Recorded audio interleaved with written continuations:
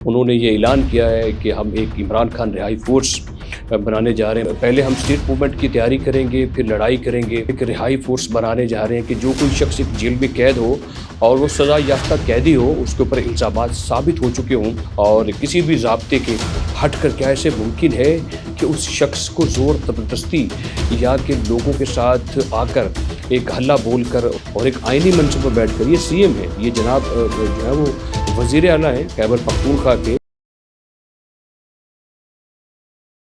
जी बिस्मिल्लाहिर्रहमानिर्रहीम। आप देख रहे हैं ज़ाद डिजिटल और मैं हूँ अहमद वड़ाइच। नाज़रीन, वो सीएम है खैबर पख्तूनख्वा के जनाब सोहेल अफरीदी साहब। उन्होंने ये ऐलान किया है कि हम एक इमरान खान रिहाई फोर्स बनाने जा रहे हैं, बल्कि मैं उसके रिहाई फोर्स का ऐलान करता हूँ। और पहले हम स्टेट मूवमेंट की तैयारी करेंगे, फिर लड़ाई करेंगे और रमज़ान के बाद मेंबरशिप वो साथ साथ चलती रहेगी और रमज़ान के बाद हम जो है वो जाकर मैं उनसे खुद हलफ लूँगा।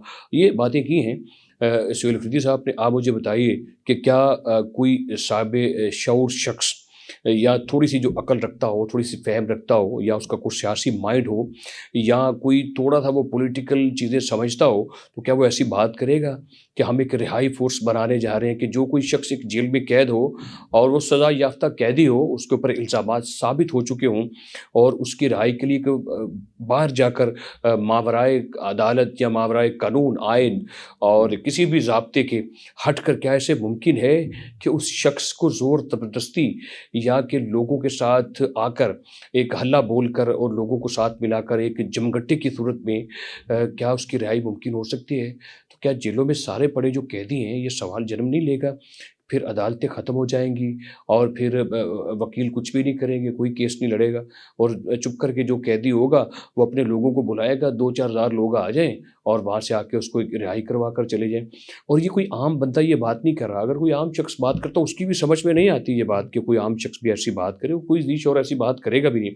जो बात सोहेल अफरीदी साहब कर रहे हैं और एक आइनी मंच पर बैठकर, ये सीएम है, ये जनाब जो है वो वज़ीर आला हैं खैबर पख्तूनख्वा के और मुल्क के तीसरे बड़े सूबे के, और जो अपोज़िशन की जमातें हैं और तकरीबन समझ लें कि पाकिस्तान तहरीक-ए-इंसाफ जो बड़ी अपोज़िशन की जमात है जिसको ये रिप्रेज़ेंट करते हैं। तो ये देखिए कि सीएम होकर ऐसी बात करना, मैं ये समझता हूँ समझ से बाहर है। और अब तक ये देखिए कि कितनी रहाई की कोशिशें हुई बहाने के लिए। वो यानी कि 26 नवंबर है, उसके बाद भी ये बड़ी कोशिशें करते रहे, कितनी कालें देते रहे और 9 मई के वाक़ये के बाद ये तीसरा साल है और बेशुमार उन्होंने कोशिशें की रिहाई के लिए। कोई किसी किस्म की कोई ऐसी रिहाई की कोशिश कामयाब नहीं हो सकी और हो भी नहीं सकती, क्योंकि पाकिस्तान एक रियासत है, पाकिस्तान का एक आइन है, पाकिस्तान का एक कानून है, पाकिस्तान की एक अदालत का निज़ाम है, इंसाफ़ है और यहाँ पर सारा एक पूरा एक प्रोसेस चलता है जिसके बाद कोई कैदी रिहा हो सकते हैं। ऐसे थोड़ा है कि जो जिस तरह मर्ज़ी बात करे और जाकर वो अपनी रिहाई मुमकिन करवा सके। तो ये मैं समझता हूँ कि बिल्कुल एक इर्रेलेवेंट बात की है और आज तक किसी ऐसे तरीके से कोई रिहाई मुमकिन नहीं हो सकी। और ये कहीं से दाल नहीं गल रही और कहीं से ये चाहते हैं कि थोड़ी-सी कोई ठंडी हवा का झोंका मिले। जो नहीं मिला तो ये इस तरह की बात कर रहे हैं और ये बिल्कुल एक ड्रामा है और ये ड्रामे के सिवा और कोई बात नहीं। और ये पहले भी मैं आपके गोशगुज़ार ये करना चाहता हूँ कि पाकिस्तान तहरीक-ए-इंसाफ पहले भी कई फोर्सें बना चुकी है। एज़ लाइक बहुत फेमस, आपके सामने जब ये इक़्तिदार में थे तो ये इन्होंने एक टाइगर फोर्स बनाई थी।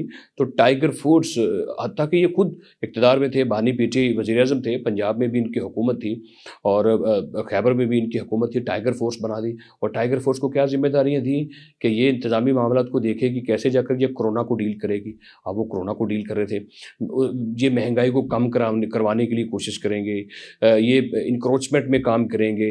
तो ये उन्होंने लोगों ने क्या करना शुरू कर दिया, जो टाइगर फोर्स के मेंबर बने उन्होंने लूट-मार करना शुरू कर दिया। ऐसी बड़ी शिकायत आई कि वो लूट रहे हैं, वो आम लोगों को, गरीबों को, रेहड़ी-बानों को, मज़दूरों को, जिनकी आम दुकानें उनको बंद करवाने के लिए बदमाशी कर रहे हैं, ज़ोर ज़बरदस्ती बंद करवा रहे हैं, फिर उनसे भत्ता माँग रहे हैं, पैसे माँग रहे हैं। तो ये सारा कुछ रिपोर्ट होता रहा। हाँ, फोर्स आप ज़रूर बनाएँ। सोहेल अफरीदी साहब, मेरा मशवरा है आपको फोर्स ज़रूर बनानी चाहिए। रिवाइवल ऑफ खैबर पख्तूनख्वा के ऊपर फोर्स बनाएँ। जो टेररिज्म है उसको ख़त्म करने के लिए एक फोर्स बनाएँ। रियासत से सॉलिडेरिटी के लिए और कमिटमेंट के लिए, कमिटमेंट टू स्टेट और रियासती इदारों से समझ लें कि लॉयल्टी के लिए, रियासत से वफ़ादारी के लिए, कमिटमेंट के लिए उसके लिए एक फ़ोर्स बनाएँ। सूबे में जो दहशतगर्दी है उसको ख़त्म करने के लिए अपना फ़ौज पाकिस्तान से उनके साथ ताउन करने के लिए, उनका साथ देने के लिए वो बनाएं, पुलिस के साथ ताउन करने के लिए उसके लिए फ़ोर्स बनाएं, आप फ़ोर्स बनाएं सूबे से दहशतगर्दी ख़त्म करने के लिए, आप फ़ोर्स बनाएं सूबे से महंगाई को ख़त्म करने के लिए, आप फ़ोर्स बनाएं जो दरिया के ऊपर आपकी नाजायज़ तजावज़ात बनी है जिनकी वजह से जब सैलाब आता है तो वो लोग बह जाते हैं, सैलाब से उनका नुकसान होता है, उसको ख़त्म इंक्रोचमेंट को ख़त्म करने के लिए उसके लिए आप फ़ोर्स बनाएं, आप सूबे के अमन को बहाल करने के लिए फ़ोर्स बनाएं, आप नौजवानों को तालीम दिलवाने के लिए तालीम दिलवाने के लिए आप उनके लिए एक फ़ोर्स बनाएं, आप उनके बेहतरीन रोज़गार के लिए एक फ़ोर्स बनाएं, ये बहुत अच्छी बात है। आप अस्पताल बनाएं, आप वहाँ पर इंफ्रास्ट्रक्चर बेहतर करें, आप वहाँ पर जो बिलियन ट्री का मनसूबा रुक गया हुआ है वो नौजवानों की फ़ोर्स बना के वो उनको जो दरख्त लगाने का मनसूबा है इसको मुकम्मल करवा दें, सेहत को, तालीम को, रोज़गार को, ये सारी बुनियादी चीज़ें इस काम के लिए फ़ोर्स बनाएं जो कि आप बनाना नहीं चाहते हैं। 4 महीने से आप वहाँ पर सीएम हैं, 4 महीनों में आप कोई 90 रोज़ से अपने सूबे में नहीं हैं, ये देखिए क्या आप कर रहे हैं आप, और आपके अपने सूबे के साथ कितनी कमिटमेंट है कि सूबे में दहशतगर्दी में डूबा हुआ है, हालात ख़राब हैं, आए रोज़ धमाके हो रहे हैं, फ़ौज पाकिस्तान और मुल्क के जो बेटे हैं वो अपनी जानें कुर्बान कर रहे हैं, अपना जिस्म पेश कर रहे हैं, पाकिस्तान की बका की जंग लड़ रहे हैं, और जो सियासी हुकूमत है वो वहाँ पर मज़े कर रही है। और रही बात स्ट्रीट मूवमेंट की, तो आपने कहा हम स्ट्रीट मूवमेंट की तैयारी करेंगे और फिर लड़ाई करेंगे। स्ट्रीट मूवमेंट की तैयारी होती, अगर आपके पास स्ट्रीट पावर होती तो आप कभी ये बात नहीं कहते कि हम तैयारी करेंगे और फिर आप कहते हैं लड़ाई करेंगे। हम लड़ाई किसके साथ लड़ाई करना चाहते हैं आप? इसका मतलब ये है कि आप दंगा फसाद फैलाना चाहते हैं, आप फितना बर्पा करना चाहते हैं, आप मुल्क के हालात को ख़राब करना चाहते हैं। यही वजह है कि आप ऐसी बातें कर रहे हैं कि हम जो है वो पूरी तैयारी के साथ आएँगे, स्ट्रीट पावर के साथ आएँगे। तो ये मेरा ख़्याल है कि आप नाकाम होंगे। आपके अंदर जो 9 मई की सोच है वो नहीं निकल रही है, आपके अंदर भी और बानी पीटीआई के अंदर, और आपकी जो बहनें हैं बानी पीटीआई की उनके अंदर, और बुशरा बेगम के अंदर, इन लोगों के अंदर जो 9 मई की सोच पाई जाती है। अब आप कामयाब तो नहीं हो सकेंगे, लेकिन जो सोच है उसको बाहर निकालें, अपनी 9 मई की सोच से बाहर निकलें। और आपने एक हलफ़ की बात की कि मैं ईद के बाद नौजवानों से हलफ़ लूँगा, तो सैयद साहब पहले हमें जवाब दें अपने उस हलफ़ का जो आपने अल्लाह और उसके रसूल को सामने रख कर हलफ़ दिया कि मैं सूबे का वफ़ादार रहूँगा, मैं रियासत का वफ़ादार रहूँगा, अब मैं आइन का ताबे रहूँगा, आइन और कानून के अंदर सूबे की खिदमत करूँगा। बताइए आपने कौन सी खिदमत की सूबे की? बताइए आप आइन के कितने वफ़ादार हैं, अपने सूबे के कितने वफ़ादार हैं, अपनी रियासत के कितने वफ़ादार हैं? बानी का कहीं भी ज़िक्र नहीं है आपके हलफ़ में कि मैं बतौर सीएम हलफ़ देता हूँ कि मैं बानी का वफ़ादार रहूँगा, ऐसी कोई बात नहीं है। लिहाजा अपने हलफ़ की पासदारी आप खुद करें, नौजवानों से अलग बाद में लें। नौजवान आपके साथ नहीं जाएँगे, उसकी वजह सिर्फ़ एक है, वो यही है कि आपने नौजवान नस्ल के कैरियर को तबाह किया, दागदार किया, उनके मुस्तक़बिल के ऊपर आपने खंजर घोंपा। वो किसी सूरत आपकी किसी फ़ोर्स का हिस्सा बनने को तैयार ना थे, ना अब होंगे।